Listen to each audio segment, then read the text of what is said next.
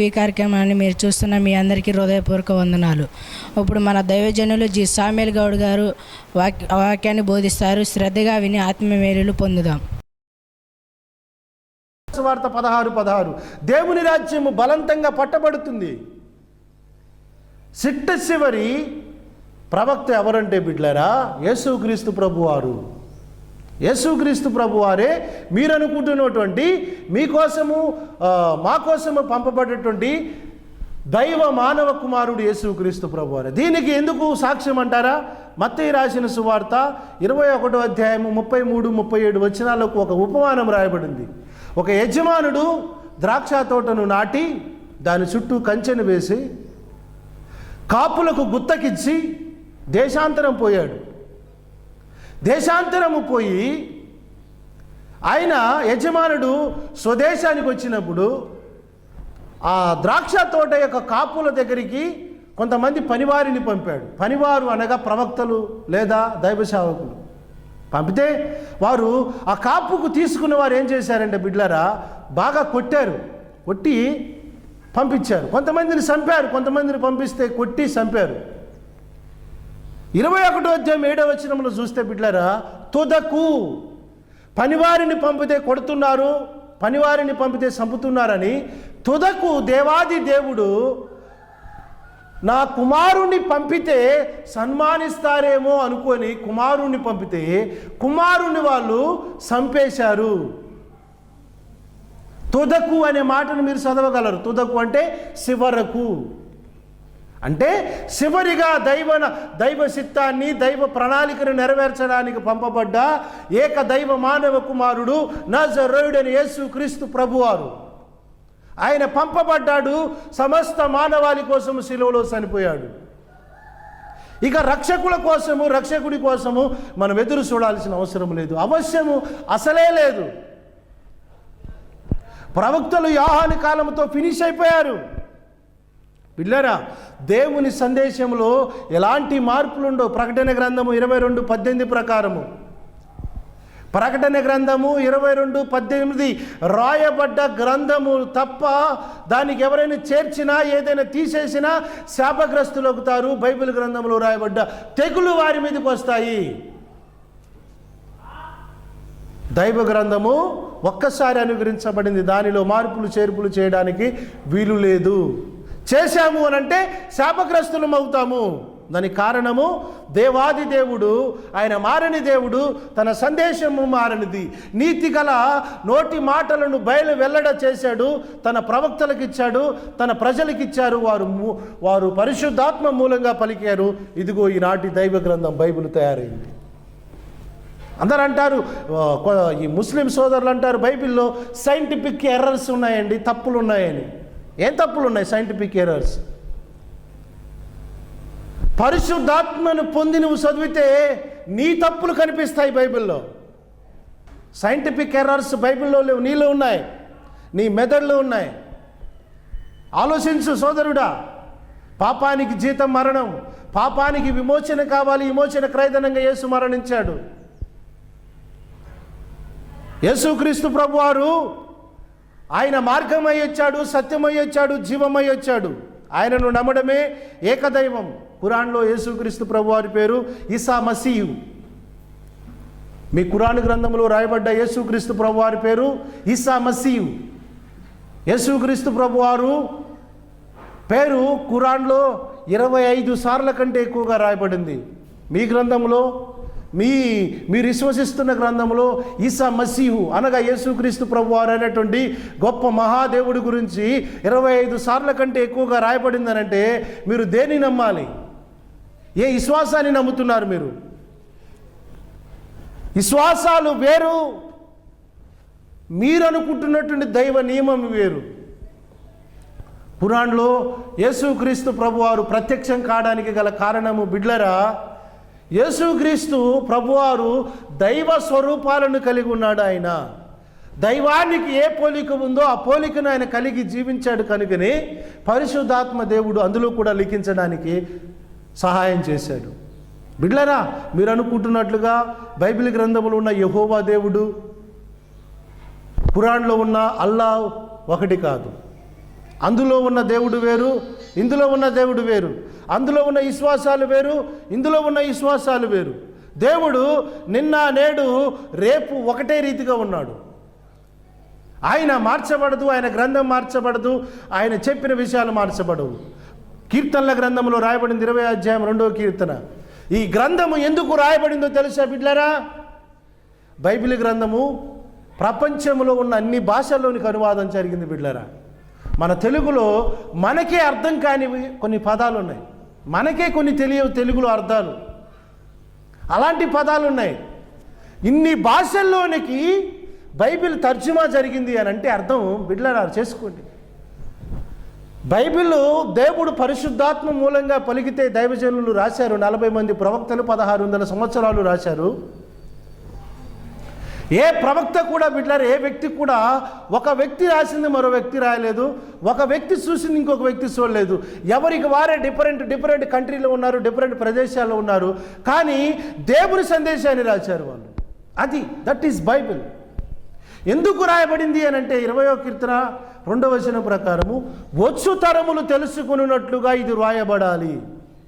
వచ్చు తరము అనగా ఇక పుట్టబోయే తరాలు ఎన్నైనా సరే దైవ సందేశం రాయబడాలి. దైవ సందేశము ప్రజలందరికీ అందించబడాలి. ఇక దేవుడు రాడు, ఇక వచ్చే ఊరికే చనిపోడు. వచ్చాడు, చనిపోయాడు, లేచి పరలోకం వెళ్ళిపోయాడు. ఆయన ప్రేమతో ఆయన వాక్యాలను అందించాడు పరిశుద్ధాత్మ చేత. ఇప్పుడు మనము వీటిని విశ్వసించడం తప్ప మనము ఇంకొక గ్రంథం వస్తాదేమో, ఇంకొక ప్రవక్త వస్తాడేమో అని ఎదురు చూడాల్సిన అవసరం ఏమీ లేదు బిడ్డలారా. ఎందుకంటే రక్షకుడు దేవుడు నీ కోసము నా కోసము సిలువలో ఎప్పుడూ చనిపోయాడు. Praise the Lord. బిడ్డలారా, ఒకటి గుర్తుపెట్టుకోనండి, 1600 సంవత్సరాలు 40 మంది ప్రవక్తలు దైవ గ్రంథాన్ని కంప్లీట్ చేయగలిగారు. అంటే దేవుని యొక్క మనసులో ఉన్న భావాలను బయటకు తీసుకురాగలిగారు. ఇక్కడ అర్థం చేసుకుంటే బిడ్డలారా, దేవుడి యొక్క మాటలను పరిపూర్ణంగా బయటికి తెచ్చారు. బైబిల్ ప్రకారము కొన్ని మార్పులు చేర్పులు జరగడము వాస్తవమే. ఏంటంటే ఎందుకు జరిగినాము ఆ మార్పులు అంటే భాషాపరమైన అర్థాలను సరిగా రూపించడానికి, సరిగా తీసుకురావడం కోసం ఎంతోమంది వేద పండితులు ప్రయత్నం చేశారు, కానీ దైవ సందేశాన్ని చెడగొట్టలేదు. బిడ్డలారా, పరిశుద్ధాత్మ పలికిన మాటలనే యాజ్ ఇట్ ఈజ్గా తీసుకుని వచ్చారు. ఈ రోజున పరిశుద్ధాత్మ మూలంగా పలికిన మనుషుల మాటలే సత్యము. మరి హీరా గుహలో మొహమ్మద్ గారితో మాట్లాడిన గాబ్రియల్ అనే దూత బిడ్డలారా మాట్లాడింది, ఆయనకు అందించబడింది అని ఖురాన్లో రాయబడింది. అంటే బిడ్డలారా, అసలు దేవాది దేవుడు మోసేతో మాట్లాడాడు, అబ్రహాముతో మాట్లాడి, యేసుతో మాట్లాడాడు. డైరెక్ట్గా ముహమ్మద్ గారితో కూడా మాట్లాడవచ్చు, అవకాశం ఉంది. మరి ఎందుకు జిబ్రియల్ అనే దూత వచ్చి అంతిమ దైవ గ్రంథాన్ని ఇచ్చిందని వీరు నమ్ముతున్నారు? అసలు దేవదూతల గురించి మనకు తెలుసుకోవాలి. మనం కొన్ని కార్యక్రమాల్లో చూసాం దేవదూతలు అంటే ఎవరు అని. దేవదూతల్లో మంచి దూతలు ఉన్నాయి, చెడ్డ దూతలు ఉన్నాయి, వెలుగు దూతలు కూడా ఉన్నాయి. మార్టిన్ లూథర్ గురించి కూడా మనం తెలుసుకున్నాం. మార్టిన్ లూథర్ గారు ఒకసారి ప్రార్థన చేస్తుంటే ఒక పాదాలు వచ్చి నిలబడ్డాయట. యేసుక్రీస్తు పాదాలు లెక్కన యాజ్టీజ్గా ఆయన సంతోషిస్తున్న క్రమంలో, ఆయన ఆనందిస్తున్న క్రమంలో ఆయనకు డౌట్ వచ్చినది. ఆ పాదాలు పట్టుకుని, ప్రభువా నీ పాదాలకు సిలువలో మరణించిన గాయాలయ్యాయా అని అడిగాడట. వెంటనే వచ్చినటువంటి స్వరూపం మాయమైపోయిందట. అప్పుడు అనుకున్నాడు మార్టిన్ లూథర్, నన్ను దర్శించింది ఎలుగుదూత అని. అందుకే నేను దేవుని వాక్యాన్ని తప్ప ఇక దేనిని నమ్మను అని నిశ్చయించుకున్నాడు. సంఘ ఉద్యమాన్ని, ప్రొటెస్టెంట్ ఉద్యమాన్ని బయటకు తీసుకుని వచ్చాడు. సంఘ సంస్కరణని ఉద్యమాన్ని బయటకు తీసుకొచ్చాడు. మహానేత, మహాభక్తిపరుడు ఆయన. బిడ్డలారా, ఈనాడు దేవదూతలలో కూడా లోపాలను కనుగొనుచున్నాడు. బైబిల్ గ్రంథంలో యోబు గ్రంథము 4వ అధ్యాయం 18 వచనం ప్రకారము దేవుడికట దేవదూతల్లో కూడా లోపాలను చూస్తున్నాడు. అంటే కొన్ని మంచివి ఉన్నాయి. పడిపోయిన దూతలు ఎప్పుడు కూడా చెడ్డగా ఆలోచిస్తాయి, మనుషులను చెడగొట్టడానికి. సాతానుగాడు రకరకాల రూపంలో వస్తాడు. ఏదేను వనములో అవ్వమ్మ దగ్గరికి సర్పరూపంలో వచ్చాడు, మోసగించాడు. పండు తినకూడదంటే తినిపించాడు. సైతాన్ అంటామే, సైతాన్ వాడే. సర్ప జాతినే నాశనం చేశాడు వాడు, మానవ జాతినే నాశనం చేశాడు వాడు. సాతాను బహు తెలివైన అబద్ధికుడు, మోసగాడు వాడు, మోసగాడు. వాడి మోసంలో పడి ఈరోజు కొందరు విశ్వాసాలను చెడగొట్టుకుంటున్నారు. ఆత్మీయమైన సత్యాలు దూరంగా ఉంటాయి, బహులోతుగా ఉంటాయి. వాటిని గ్రహించగలరని మా మనవి. బిడ్డలారా, గ్రహించడానికి మన మనోనేత్రాలు వెలిగించబడునుగాక. అపోస్తుల బోధలో అర్రమర ఉండదు. అర్రమర లేనటువంటి దేవుని సందేశాన్ని మీ ముందు పెడుతున్నాం. సత్యమైన దేవుని బోధని మీ ముందు పెడుతున్నాం. ఆలోచించుకొని మీ విశ్వాసాలను కొనసాగించగలరని మనవి. ప్రియమైనటువంటి వారులారా, ఇది మత బోధ కాదు, మార్పును తీసుకొచ్చే బోధ, మార్చబడడానికి బోధించే అంశం ఇది. బిడ్డలారా, దేవాది దేవుడు, సర్వాధికారము కలిగిన దేవుడు, ఆయన మానవ రూపంలో మన దగ్గరికి వచ్చాడు. ఖురాన్లో ప్రత్యక్షమైనటువంటి ఈసా మసీహు వేరే, యేసుక్రీస్తు ప్రభువారు బైబిల్ గ్రంథంలో ప్రత్యక్షమైనటువంటి ఆయన స్వరూపము, ఆయన విశ్వాసాలు వేరే. నీ విశ్వాసము నువ్వు కొనసాగించు. బైబిల్ గ్రంథంలో యేసుక్రీస్తు ప్రభువారు పునరుద్ధానుడై పరలోకం వెళ్ళిపోయిన తర్వాత 600 సంవత్సరాల తర్వాత అందించబడినదే ఖురాన్. ఖురాన్లో రాయబడ్డ విషయాలు సత్యాలను మీరు నమ్ముతున్నారు, మీ సత్యాలను మేము కూడా నమ్ముతున్నాం. కానీ మీ సత్యాలను విశ్వాసాలపై, క్రైస్తవంపై రుద్దడానికి ప్రయత్నం చేయకండి. మీ విశ్వాసాలను మీరు పాటించండి. చూసారా ఎంత విశ్వాసపరమైనటువంటి డిఫరెన్సులు ఉన్నాయో. విశ్వాస సంబంధమైనటువంటి ఎన్ని లోపాలు, ఎన్ని తేడాలు ఉన్నాయో. అంటే బైబిల్ విశ్వాసం బైబిల్దే, బైబిల్ దేవుడు బైబిల్ దేవుడే, ఖురాన్ విశ్వాసాలు ఖురాన్వే, ఖురాన్లో ఉన్న దేవుడు ఖురాన్ వాడే. మరి మా దేవుణ్ణి మేము ఆరాధిస్తున్నాము, మీ దేవుణ్ణి మీరు ఆరాధన చేయండి. యేసుక్రీస్తు ప్రభు వారిని మేము దేవుడిగా నమ్ముతున్నాము, ఈవెన్ ప్రవక్తిగా నమ్ముతున్నాము, ఈవెన్ ఆయన దైవ మానవుడిగా నమ్ముతున్నాము, మానవుడైన దేవుడిగా మేము నమ్ముతున్నాం, సన్ ఆఫ్ గాడ్గా మేము నమ్ముతున్నాం. ఒకదాన్ని పట్టుకోవడం లేదు. ఎందుకంటారా? దేవుడు అన్నిటిలో సర్వవ్యాప్తిగా ఉన్నాడు ఆయన. ఫర్ ఎగ్జాంపుల్, నేను ఒక వ్యక్తిని, కానీ నా పిల్లలకు నేను తండ్రిని అవుతాను, నా తల్లిదండ్రులకు కొడుకునవుతాను, నా అత్తమామలకు నేను అల్లునవుతాను, నా భార్యకు నేను భర్తనవుతాను, నా మనవలకు నేను తాతనవుతాను. అర్థమవుతుందా బిడ్డలారా? ఇంతమందినైనా నేను ఎంతమందిని? నేను ఒక్కనే. ఇంతమందికి ఇన్నైనా నేను ఒక్కనే. దేవుడు ఒక్కడే, ఆయన ఒక్కడే, ఆయనలో రూపాలు ఆకారాలు ఏమీ లేవు. ఆ ఒక్కడే ఈ భూమి మీద నివసించేటప్పుడు మానవుడిగా, పరలోకములో దేవుడిగా, మనుషులందరికీ రక్షకుడిగా ఆయన ప్రత్యక్షమయ్యాడు. అది అర్థం కావడానికి ఇంకా నీ మనోనేత్రాలు తెరవబడలేదు. ఇప్పుడు నీ మనోనేత్రాలు తెరవబడునుగాక యేసునామమున, నజరేయుడైన యేసునామమున. ప్రియమైనటువంటి వారులారా, ప్రతి మనవి, ప్రతి వాక్యమును శ్రద్ధగా మనం గ్రహించాలి, సత్యమును గ్రహించాలి. సత్యమును మనం గ్రహిస్తే అది మనల్ని స్వతంత్రులుగా చేస్తుంది. స్వతంత్రం అనేది ఈ రోజున, ఫ్రీడమ్ అనేది వ్యక్తికి లేదు. వ్యక్తికి ఎందుకు లేదనంటే తన ఆలోచనలన్నీ బంధించబడ్డాయి, దురాలోచనల చేత, అసత్యాల చేత బంధించబడ్డాయి. అందుకనే సత్యాన్ని మీరు గ్రహిస్తే ఆ సత్యము మిమ్మల్ని స్వతంత్రులుగా చేస్తుంది. స్వతంత్రులుగా కావాలనుకుంటున్నారా? బందీలుగా ఉండాలనుకుంటున్నారా? బిడ్డలారా, సత్యాన్ని గ్రహించండి. సత్యము ద్వారానే మనము దేవుని యొక్క ఆశీర్వాదాలను పొందగలం, దేవుని యొక్క మేలులను సత్యము ద్వారానే పొందగలం. అందుకనే చెప్పాడు యేసుక్రీస్తు ప్రభువారు, సత్యమును మీరు గ్రహించుడి, అది మిమ్మల్ని స్వతంత్రులుగా చేయను, అప్పుడు మీరు నాకు శిష్యులగుదురు అన్నాడు. శిష్యులు కావాలి అనంటే సత్యాన్ని మీరు గ్రహించాలి. సత్యాన్ని గ్రహించకుండా ఒక వ్యక్తికి బిడ్డలారా తన జీవితంలో మార్పులు జరగవు. సత్యము ద్వారానే మానవ జీవితంలో అద్భుతాలను దేవుడు జరిగిస్తాడు. ఒక వ్యక్తి సత్యమును గ్రహించడం ద్వారానే దేవుని యొక్క కృపను పొందగలుగుతాడు. గౌతమ బుద్ధుడు, మనకు తెలుసు కదా బిడ్డలారా, బోధి వృక్షం కింద కూర్చున్నప్పుడు జ్ఞానోదయం కలిగింది. ఆ జ్ఞానాన్ని ఆయన ప్రపంచానికి అందించాడు. భారతదేశంలో పుట్టాడు, చైనాలో ఆయన సమాధి ఉంది. అంటే జ్ఞానోదయం కలగడానికి అతను చేసిన ప్రయత్నం బోధి వృక్షం కిందికి పోయాడు. ఎందుకంటే అప్పుడు గ్రంథాలు లేవు కాబట్టి. ఇప్పుడు మనకు గ్రంథాలు ఉన్నాయి, విశ్వాసాన్ని పాటించే గ్రంథాలు ఉన్నాయి. ఇప్పుడు మనము దైవ గ్రంథాన్ని చదవడం ద్వారా, దైవ సత్యాన్ని మనం ధ్యానించడం ద్వారా ఆటోమేటిక్గా మనం సత్యాన్ని గ్రహించగలుగుతాం. అప్పుడు సత్యము మన మనోవికాసాన్ని తెలియజేస్తుంది. ఎప్పటి వరకు సత్యాన్ని గ్రహించకపోతే మన మనోవికాసం ముయ్యబడి ఉంది. సత్యాన్ని మనం గ్రహిస్తే మన మనోవికాసము తెరవబడుతుంది. మనోవికాసం తెరవబడిన వాడికి ప్రపంచం అర్థమవుతుంది బిడ్డలారా. ప్రపంచం అంతా తేటా తెల్లంగా ఉంటుంది. ఈ రోజున పరిశుద్ధాత్మ దేవుడు మాకు మా మనోవికాసాన్ని మనోనేత్రాలను వికసింపజేశాడు.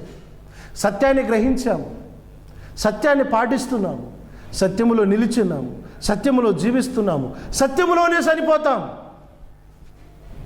దీంట్లో ఎలాంటి మార్పు లేదు. ఎందుకంటే సత్యాన్ని గ్రహించిన మమ్మలను సత్యము ద్వారా దేవుడు మమ్మల్ని రిలీజ్ చేశాడు. విశ్వాసాన్ని పాటించండి సోదరులారా, విశ్వాసాలను పాటించండి సోదరులారా. మీ విశ్వాసాన్ని మీరు కొనసాగించండి. బైబిల్లో ఉన్న విశ్వాసాన్ని మేము కొనసాగిస్తున్నాము. పరలోకములో కలుసుకుందాము. పరలోకములో దేవునితో మనము కలుసుకోబోతున్నాము. తీర్పు తీర్చేది దేవుడే. తీర్పులో మనం ఒకరోజు నిలబడబోతున్నాం. ఒక రోజున ఒకవేళ ఎవరైనా సరే ఈ భూమి మీద చెడు బోధలు చేసి మనుషులను చెడగొట్టి పరలోకం చేరకుండా అడ్డుపడితే వారు తీర్పులో నిలబడాల్సిందే.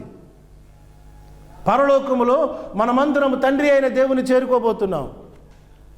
ఎవరి విశ్వాసాలను వాళ్ళు పాటించుతాం. ఈ భూమి మీద విశ్వాసాలను చెడగొట్టే ప్రయత్నాలు చేయకూడదు. దయచేసి యేసుక్రీస్తు ప్రభువారు చెప్పాడు తెలుసా, ఈ చిన్న వారిలో ఒకరిని అభ్యంతర పెట్టు వారికి మెడకు తిరగటి రాయి కట్టి సముద్రంలో పడవేయాలి. విశ్వాసాలను చెడగొట్టే ప్రయత్నాలు మీరు చేయకూడదు. విశ్వాసములను చెడగొట్టే ప్రయత్నాలు చేసి అభ్యంతరపరిచే మాటలను మీరు చేయడం ద్వారా తిరగటి రాయిని కట్టి సముద్రంలో పడవేయడమే మేలన్నాడు. అంటే బిడ్డలారా, తిరగటి రాయిని కట్టడం అనంటే విశ్వాసులను చెడగొట్టే వారికి మరణమే మేలు. ఈ రోజున విశ్వాసులను చెడగొట్టే వారిగా మీరు దయచేసి ఉండకండి. ఎవరి విశ్వాసాలను వాళ్ళు పాటించండి. బైబిల్ ప్రకారము కొన్ని విషయాలు ఉన్నాయి, కొన్ని సత్యాలు ఉన్నాయి. ఖురాన్ ప్రకారం కొన్ని సత్యాలు ఉన్నాయి. బైబిల్లో ఉన్న సత్యాలకు ఖురాన్లో ఉన్న సత్యాలకు వేరు వేరు అర్థాలు ఉన్నాయి. బైబిల్లో ఉన్న దేవుడికి ఖురాన్లో ఉన్న దేవుడికి చాలా వ్యత్యాసాలు ఉన్నాయి. ఎవరి విశ్వాసాన్ని వాళ్ళు పాటించడము, ఎవరి విశ్వాసాలను వాళ్ళు కొనసాగించడం చాలా ముఖ్యం. దేవుని బిడ్డలారా, ఈ కార్యక్రమాన్ని వీక్షిస్తున్నటువంటి మీరు కూడా సత్యాన్ని గ్రహించి సత్యము ద్వారా మీరు విడుదల పొందగలరని దేవుని సేవకుడిగా నేను మీకు మనవి చేస్తున్నాను. దేవుడు మిమ్మల్ని మీ కుటుంబాలను దీవించి సత్యములో మిమ్మల్ని కట్టునుగాక. ఆమేన్. కళ్ళు మూసుకొని ప్రార్థన చేద్దాం. పరిశుద్ధుడైన మా ప్రభువా నీకు స్తోత్రాలు, రక్షకుడువైన మా దేవానికి వందనాలు. ఇన్ని మాటల ద్వారా మా ప్రభువా బైబిల్ మరియు ఖురాను వెలుగులు కొన్ని సత్యాలు అనే కార్యక్రమం ద్వారా అనేక విషయాలను మేము నేర్చుకోగలిగినాం. మా ప్రభువా తండ్రి, మీరు మాకు నేర్పారు మా విశ్వాసాలను మేము కట్టుకోవాలని, కలవర పెడుతున్నటువంటి ఆత్మల నుండి మేము బయటపడాలని, అయా భ్రమపరిచే ఆత్మల నుంచి మేము బయటపడాలని మాకు తెలియజేసిన అంశాల ద్వారా ఎవరైతే నీ మాటలు ప్రభువా నీ బిడ్డలు విన్నారో అటు బిడ్డలందరినీ దీవించండి.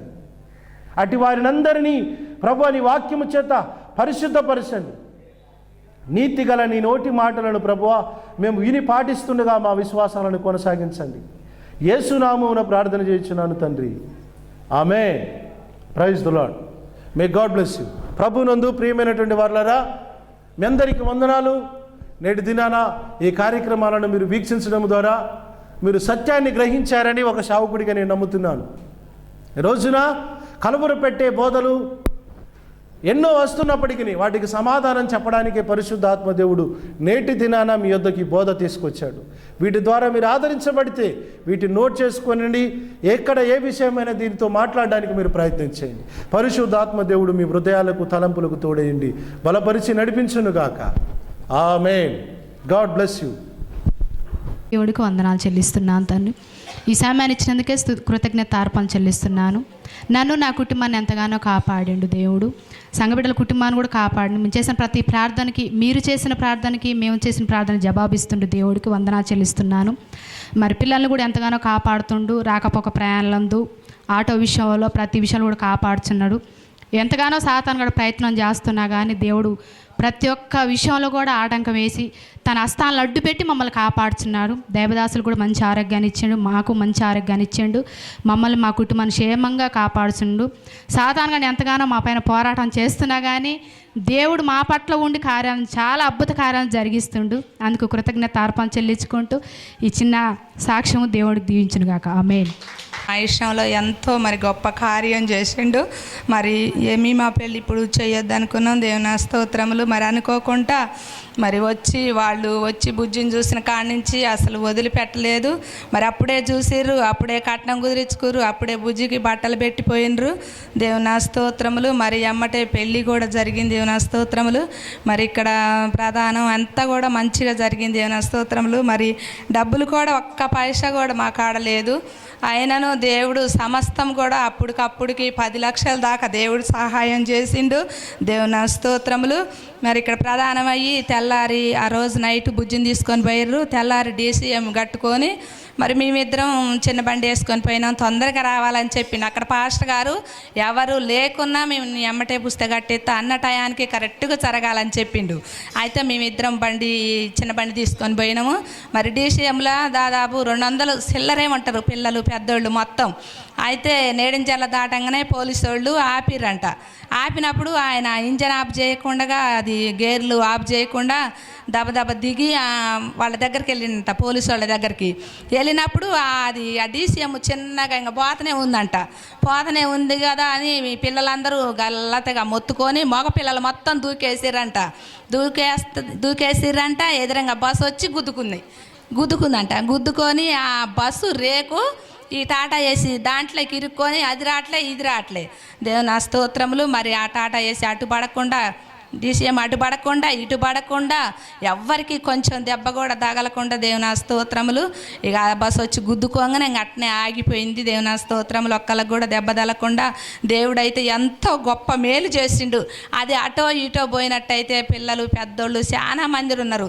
దేవుని స్తోత్రములు. మరి దేవుడు కొద్ది చిన్న అపాయం కూడా జరగకుండా కాపాడిండు. అదంతా అయ్యగారు అమ్మగారి ప్రార్థన, సంఘ ప్రార్థన. దేవుని స్తోత్రములు. అయితే దేవుడు చాలా మేలు చేసిండు. ఆయన చేసిన మేలుకి నేను ఏమిచ్చి ఆయనకి రుణాన్ని చెల్లించలేను. మా కొరకు ప్రార్థన చేయండి. మరి చిన్న బుజ్జి కొరకు, అల్లుడి కొరకు మీరు ప్రార్థన చేయండి. మరి పెద్ద అల్లుడు పెద్ద బుజ్జి కొరకు మీరు ప్రార్థన చేయండి. ఆయన నిన్న చిన్న గొడవ లేపి మరి బుజ్జిని కొట్టడం అది జరిగింది. దేవుని స్తోత్రములు. మా బుజ్జి ఈరోజు రాలేదు. ఆయన కొరకు ప్రార్థన చేయండి. ఈ చిన్న సాక్ష్యం దేవుడు దీవించును గాక.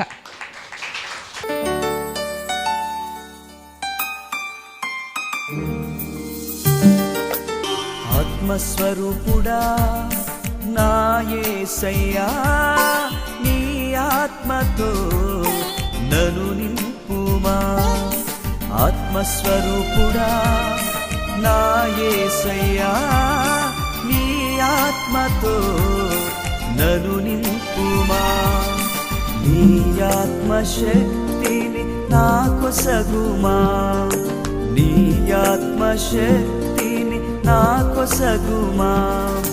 పరిశుద్ధాత్మ దేవుడా నీ శక్తితో నింపుమా. పరిశుద్ధాత్మ దేవుడా నీ అగ్నిని పంపుమా. పరిశుద్ధాత్మ దేవుడా నీ శక్తితో నింపుమా. పరిశుద్ధాత్మ దేవుడా నీ అగ్నిని పంపుమా. పరిశుద్ధాత్మ దేవుడా నా పెదవులు కార్చుమా. పరిశుద్ధాత్మ దేవుడా నా పెదవులు కార్చుమా. పరిశుద్ధాత్మ దేవుడా పరిశుద్ధత నీయుమా. పరిశుద్ధాత్మ పరిశుద్ధాత్మదేవుడా పరిశుద్ధత నీవా. ఆత్మస్వరూపుడా నా యేసయ్యా, నీ ఆత్మతో నన్ను నింపుమా.